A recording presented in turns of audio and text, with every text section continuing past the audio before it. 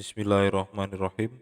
Assalamualaikum warahmatullahi wabarakatuh. Pertemuan kali ini kita akan membahas tentang kepuasan kerja. Jadi kepuasan kerja itu lebih ke perasaan positif. Kalau puas berarti tidak puas, perasaan negatif. Berkaitan dengan apa? Yaitu dengan pekerjaannya ataupun apa yang didapatkan dari hasil jerih payahnya. Jadi itu merupakan kaitannya dengan kepuasan kerja. Kemudian pembahasan selanjutnya kita juga akan membahas tentang stres. Jadi selain puasan, nanti juga kita akan membahas tentang stres. Nah, yang pertama adalah kaitannya dengan kepuasan kerja. Kepuasan kerja merupakan perasaan dan sikap positif dan negatif terhadap seseorang terhadap pekerjaannya. Jadi pekerjaannya itu puas atau tidak puas di situ.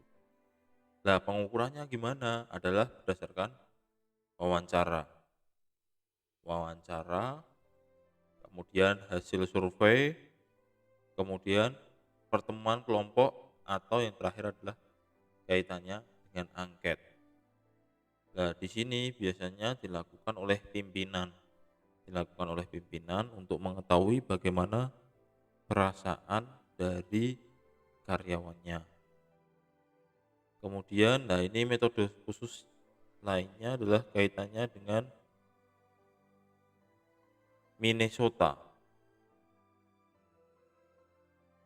Minnesota Satisfaction Questionnaire. Ya, ini arahnya adalah kuesioner. Kuesioner ini menggunakan skala.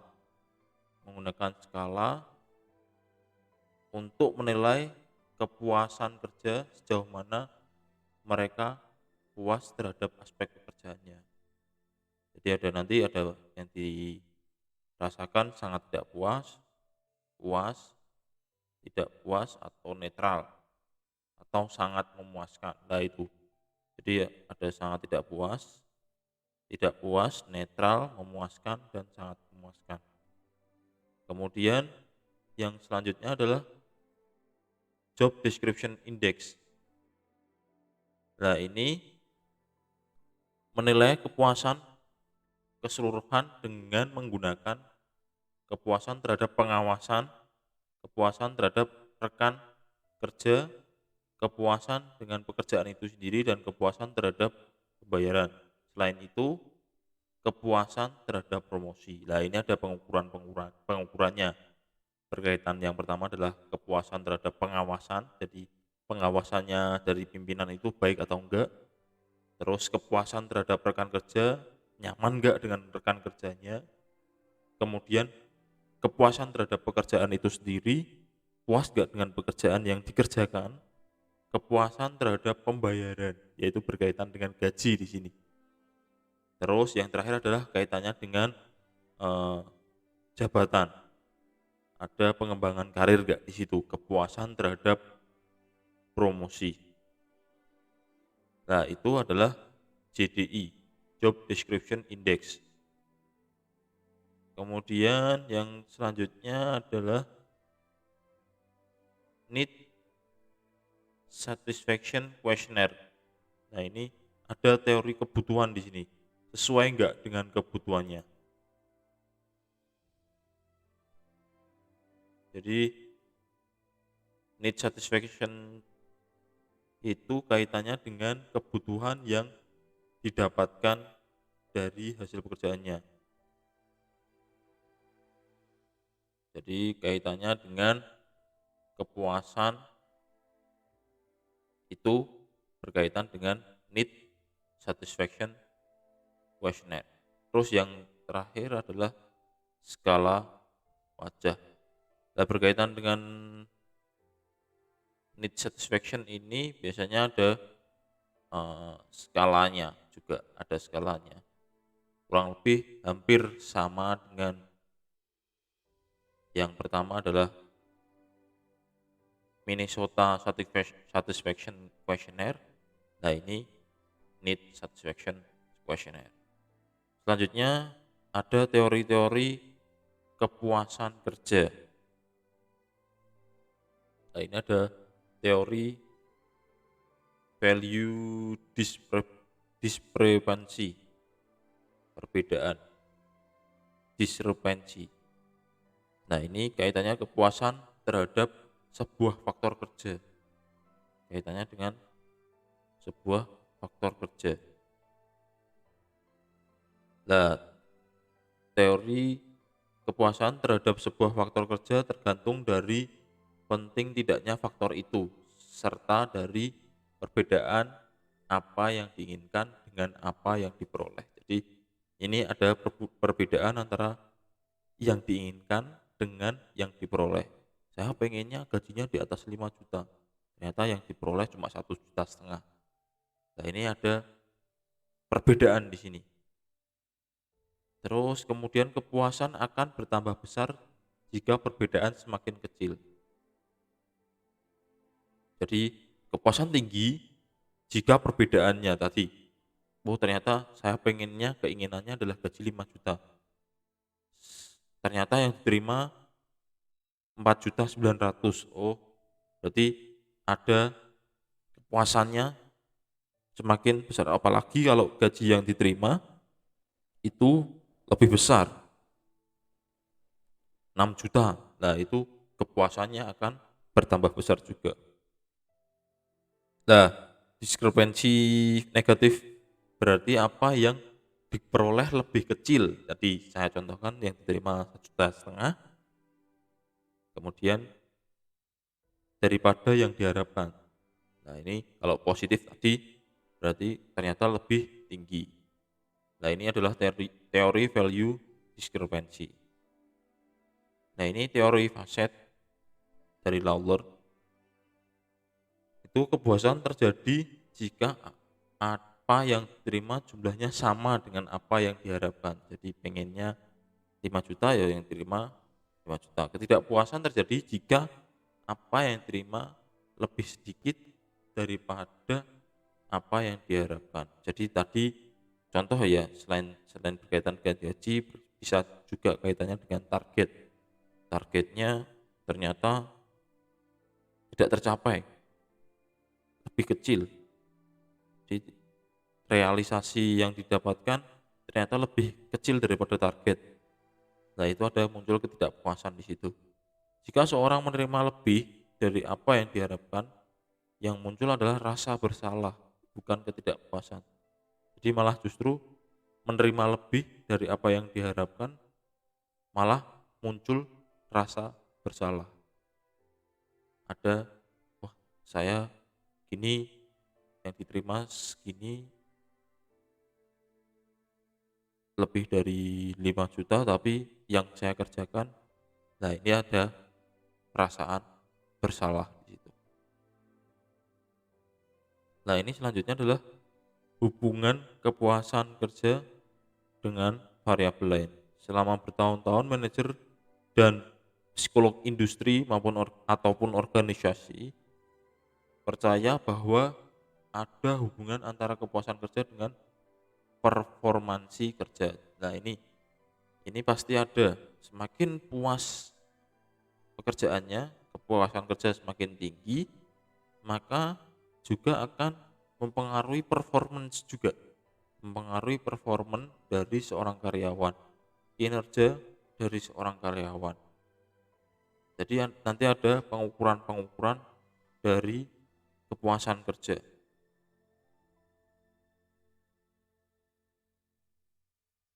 Nah, itu apa yang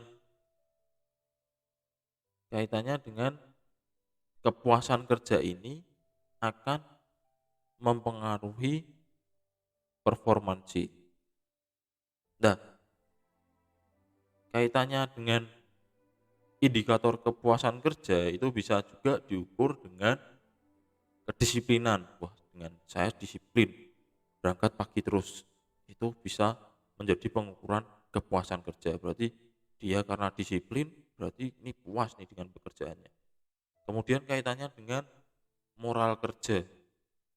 Jadi kaitannya dengan moral kerja. Terus selanjutnya yang terakhir adalah kaitannya dengan turnover. Jadi nggak ada niat untuk keluar dari pekerjaan tersebut. Nah, itu merupakan salah satu indikator dari kepuasan kerja. Nah, ini kaitannya dengan indikator kepuasan kerja, itu salah satunya ada 3 tadi. Terus selanjutnya adalah setelah 60 tahun ditemukan bahwa di antara keduanya masih ada variabel lain yang menjembatani. Jadi ada variabel bukan hanya kepuasan kerja. Semakin tinggi kepuasan kerja, maka motivasi semakin tinggi, pas motivasi tinggi sehingga kinerja. Nah, ini ada yang menjembatani. Itu merupakan hubungan kepuasan kerja. Lah, kepuasan kerja itu dipengaruhi oleh apa? Nah, ini salah satu penelitian saya, coba cek di Google Scholar, search nama saya, UPM. Nah, itu salah satu yang mempengaruhi kepuasan kerja adalah work-life balance. Ketika work dan life itu balance. Jadi tidak timbang work-nya malah lebih banyak atau life-nya lebih banyak. Itu harus balance. Nah, itu salah satu yang mempengaruhi kepuasan kerja selain kompensasi. Nah, itu. Nah, ini ada efek moderator. Tadi kaitannya dengan yang menjembatani ada efek moderator antara kepuasan dengan performansi. Mungkin ada norma kelompok di situ. Kemudian atau variabel-variabel lainnya. Jadi tadi ada saya yang contohkan adalah motivasi semakin tinggi, kepuasan kerja motivasi semakin tinggi, maka kinerja juga akan semakin tinggi. Puas, maka disiplin juga bisa semakin, kalau kerjanya puas dengan pekerjaannya akan semangat kerja juga bisa. Terus baru ke kinerjanya semakin meningkat. Nah, itu ada variabel moderasi di situ. Ada efek moderator. Kemudian yang kedua ada efek disposisi. Kepuasan kerja banyak berkaitan dengan efek trade. Jadi itu ada disposisi di situ. Nah, ini kaitannya dengan kepuasan kerja dan komitmen organisasi. Nah, ini komitmen organisasi juga bisa dikaitkan dengan keterikatan terhadap suatu organisasi atau pekerjaan. Nah, ini bisa berkaitan erat. Contoh, kemarin salah satu penelitian saya juga kaitannya dengan work engagement. Jadi work-life balance, kemudian kaitannya dengan kepuasan kerja dan work engagement di situ. Kemudian kaitannya dengan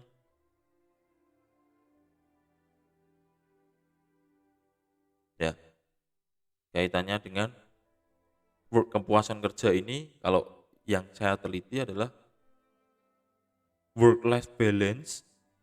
Jadi pengaruh work life balance terhadap kepuasan terus berdampak terhadap komitmen ini, atau saya sebut dengan work engagement, keterikatan terhadap pekerjaan. Dengan baiknya balance-nya work dan life itu akan mempengaruhi kepuasan sehingga berdampak terhadap keterikatan kita terhadap suatu pekerjaan. Nah, ini pastinya akan berhubungan erat. Monggo kalau mau dibuka itu di scholar.google.co.id, untuk search nama saya ada work life balance dan work engagement, peran mediasi kepuasan kerja dalam menghadapi era new normal. Nah, memang di era sekarang ini, di era new normal ini kebanyakan kurang balance-nya antara work dan life. Entah banyak life-nya malah atau entah banyak work-nya. karena mengejar apa yang dulu tertinggal. Lah itu saya teliti, ternyata memang harus balance. Kemudian hubungan keduanya tergantung pada faktor tipe pekerjaan, tingkat tanggung jawab, kualitas lingkungan sosial, kesempatan promosi. Nah, ini komitmen organisasi, lah ini bisa kaitannya dengan absensi kedisiplinan di situ dan turnover, keluar masuknya seorang karyawan atau minim resign. Komitmen organisasi dapat ditingkatkan dengan program kepemilikan organisasi, misal melalui pembelian saham. Nah, itu biasanya bisa untuk mengikat seseorang. Tapi dipastikan mengikat itu jangan terlalu memberatkan. Pastinya kalau dalam kontrak pekerjaan itu harus satu sama lain sepakat, tapi jangan saling memberatkan. Contoh, karena biar terikat malah diberi sanksi ketika resign sebelum 10 tahun, kemudian denda 50 juta. Lah itu kurang baik di situ. Walaupun komitmen organisasi, tapi agar memiliki kepemilikan terhadap suatu organisasi, alangkah baiknya melalui pembelian saham di situ. Nah, ini kaitannya dengan kepuasan kerja, itu ada job rotation, mengubah struktur pekerjaan, dirotasi. Terus job enlargement, itu variasi tugas, penambahan variasi tugas. Job enrichment, ini saya pernah membahas tentang job enrichment juga.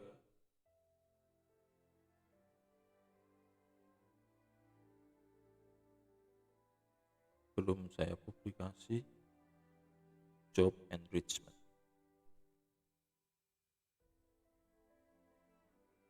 Itu kaitannya dengan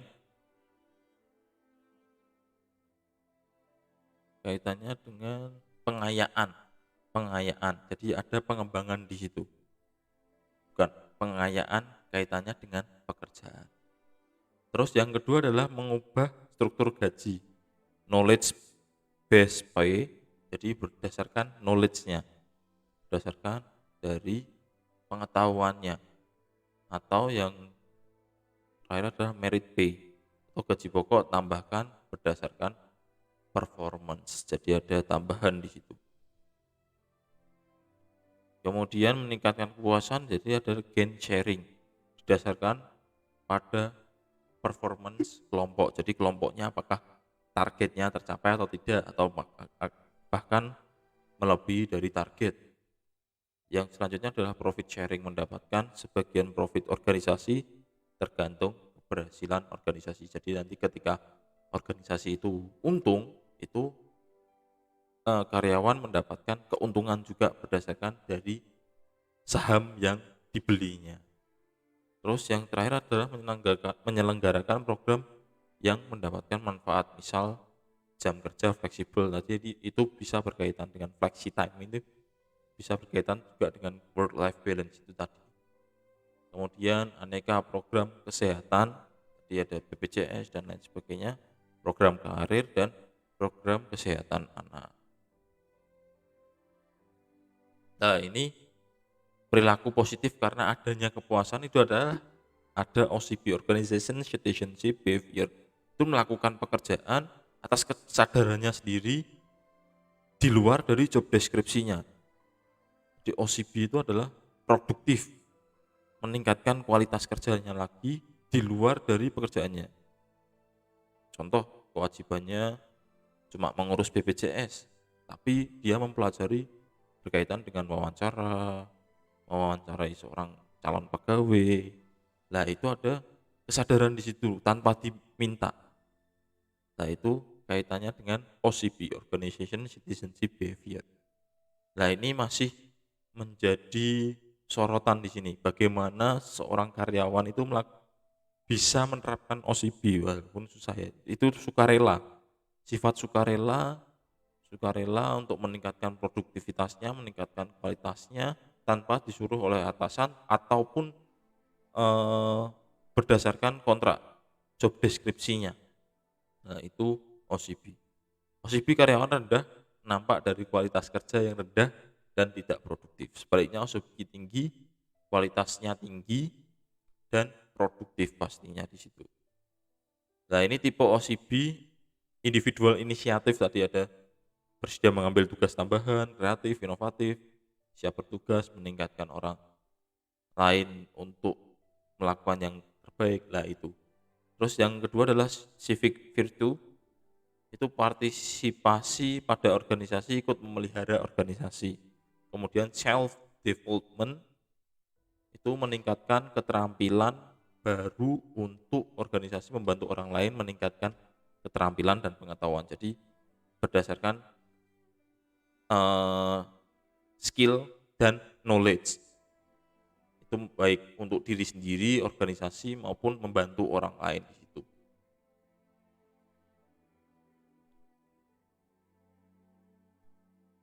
Selanjutnya helping behavior, menolong orang lain untuk menyelesaikan masalah, mengatur konflik. Jadi membantu di situ. Terus sportsmanship itu sikap positif dalam menghadapi persoalan, mengorbankan kepentingan pribadi, toleransi terhadap kerumitan. Organizational loyalty itu mempromosikan organisasi keluar. Terus yang terakhir, organization compliance itu menerima aturan dan prosedur organisasi dan tidak boros waktu. Itu kaitannya dengan tipe OCB. Nah, selanjutnya ini kaitannya dengan stres kerja. Lah, stres ini adalah, jadi urutannya adalah ada penyebab stresor. Penyebab stres itu namanya stresor. Kemudian ada stres berkelanjutan, burnout. Itu sudah parah. Itu bisa menyebabkan burnout di situ. Nah, stres, reaksi fisik, emosional, dan psikologis terhadap peristiwa yang mengancam. Sedangkan stres kerja itu stres yang disebabkan oleh peristiwa yang terjadi di dalam pekerjaan. Nah, itu ada penyebabnya, stresornya. Ada stresornya. Berarti kalau lingkungan pekerjaan bisa berkaitan dengan fisik maupun non fisik. Kalau fisik berarti berkaitan dengan kenyamanan, keamanan. Nah, itu bisa menyebabkan stres. Kalau tidak nyaman, tidak aman, itu malah jadi pikiran di situ. Terus itu kalau berkaitan dengan non fisik itu bisa pimpinan, ternyata pimpinan itu memberikan arahan, memberikan tugas terlalu banyak. Lah, itu bisa menyebabkan stres. Yang selanjutnya adalah rekan kerja. Ternyata rekan kerjanya itu tidak bisa diajak kerjasama. Lah, itu bisa juga menyebabkan stres di situ. Lah, ini bentuk reaksinya fisik, emosional, psikologis. Fisik jantung berdebar, berkeringat, tekanan darah naik. Emosionalnya cemas, takut, depresi, frustasi. Psikologis mengevaluasi peristiwa stres, berpikir tentang peristiwa stres, persiapan coping. Nah, nanti ada kaitannya dengan strategi coping. Nah, ini sumber stres, work overload, jadi berkaitan dengan beban kerja terlalu tinggi. Itu bisa menyebabkan stres. Kemudian under utilization yang dimiliki tidak dapat digunakan secara maksimal. Apa yang kita dapatkan, apa yang kita miliki malah justru tidak digunakan secara maksimal, baik keterampilan maupun knowledge di situ. Terus ketidakjelasan, ambiguitas pekerjaan, tugas tidak jelas atau feedback tidak rutin, masalah interpersonal, lack of control, merasa tidak mampu memberi input terhadap pekerjaan, biasanya karena pola aturan organisasi yang tidak melibatkan partisipasi karyawan. Nah, berkaitan dengan sumber stres lainnya adalah individual. Nah, itu berkaitan dengan peristiwa dalam kehidupan, pasangan, dan lain sebagainya. Kemudian perilaku tipe A, kompetisi, hasil sempurna, terburu-buru, tidak sabaran. Hardiness itu individu yang unhardy atau disease prone, mudah stres di situ. Nah, mengukur stres kerja itu adalah pengukuran fisik, itu tensimeter, ada tensi, elektrokardiogram itu berkaitan dengan jantung, assessment self report itu mengenai kondisi organisasi atau kondisi psikologis. Dan selanjutnya adalah occupational stress indicator. Jadi occupational stress, saya juga pernah meneliti berkaitan dengan occupational stress, itu stres kerja. Kemudian job stress survey, yang terakhir ada stress diagnostic survey. Nah, itu instrumen yang biasa dipakai. Terus mengukur stres lainnya adalah checklist untuk mengukur stres karena berbagai peristiwa dalam kehidupan. Selanjutnya mengukur kecocokan pekerjaan pekerja dengan melihat karakteristik psikologis pekerja, lingkungan kerja, dan tuntutan pekerja. Nah, ini perilaku negatif karena tidak ada kepuasan. Counterproductive work behavior. Yang pertama adalah ini, mengatakan sesuatu yang menyakitkan pada sesama karyawan. Terus bertindak kasar, menunjukkan sesuatu yang mempermalukan rekan sekerja. Terus ambil barang yang bukan haknya. Ini adalah perilaku negatif atau counterproductive work behavior. Dan lainnya adalah molor istirahat kerja. Ini saya pernah meneliti tentang ini. Jadi tidur pada saat jam kerja, terus keluar pada saat jam kerja, telat masuk kerja. Nah, ini karena ada perilaku negatif dan tidak ada kepuasan kerja di situ. Mungkin kaitannya adalah lingkungan kerja fisik dan non fisik. Ternyata ruangannya panas sehingga mencari tempat yang dingin, sejuk untuk tidur. Nah, itu karena kelelahan di situ ketika di dalam pabrik lah, itu bisa memunculkan perilaku negatif apabila lingkungan pekerjaan itu tidak nyaman, kerja lebih lamban daripada seharusnya. Nah, ini efek stres kerja. Yang terakhir pastinya kaitannya dengan burnout.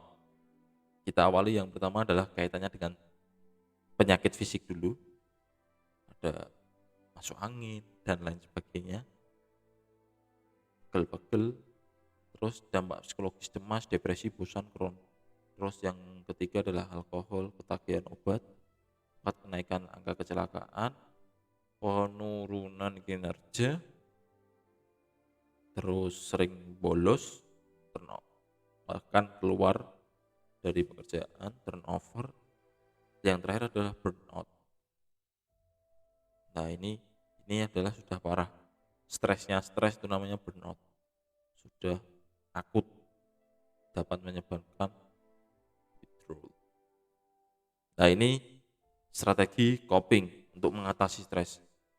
Pastinya adalah melakukan relaksasi, meditasi, latihan kesehatan mental, metode kerja efektif, kemudian liburan. Ini penting untuk mengatasi stres.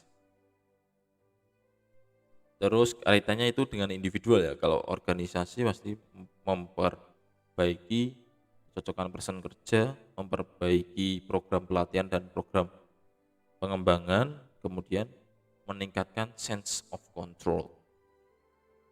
Terus menghilangkan metode hukuman yang tidak adil, menghilangkan kondisi kerja yang membahayakan keselamatan, memperbaiki komunikasi. Itu untuk kepuasan kerja dan stres kerja untuk pertemuan kali ini. Semoga ilmu yang saya bagikan ke teman-teman dapat bermanfaat untuk nantinya ketika jenengan semua jadi seorang pemimpin, itu pastikan adalah bagaimana meningkatkan kepuasan kerja dari seorang karyawan atau bawahan dan menurunkan stres kerja. Tadi indikator-indikator kepuasan kerjanya banyak, ada kaitannya dengan kompensasi, kaitannya dengan moral atau lain sebagainya. Nah, itu dipastikan, diperhatikan di situ. Terus untuk menurunkan stres kerja itu tadi ada strategi coping. Kalau individu berarti dengan relaksasi, meditasi, rekreasi, lah itu. Terus kalau organisasi pastikan eh, beberapa memperbaiki kecocokan, terus memperbaiki pelatihan dan pengembangan, kemudian menghilangkan hukuman, terus memperbaiki komunikasi. Nah, itu mohon untuk diperhatikan jika teman-teman eh, menjadi seorang pemimpin. Semoga semuanya yang kuliah di STA Masalatiga bisa menjadi seorang pemimpin atau membuka lapangan pekerjaan dengan menjadi wirausahawan. Mungkin cukup sekian dari saya, kurang lebihnya mohon maaf. Tetap jaga kesehatan, tetap patuhi protokol kesehatan. Semoga pandemi COVID-19 ini segera berlalu sehingga kita bisa bertatap muka secara langsung. Sekian dari saya. Assalamualaikum warahmatullahi wabarakatuh.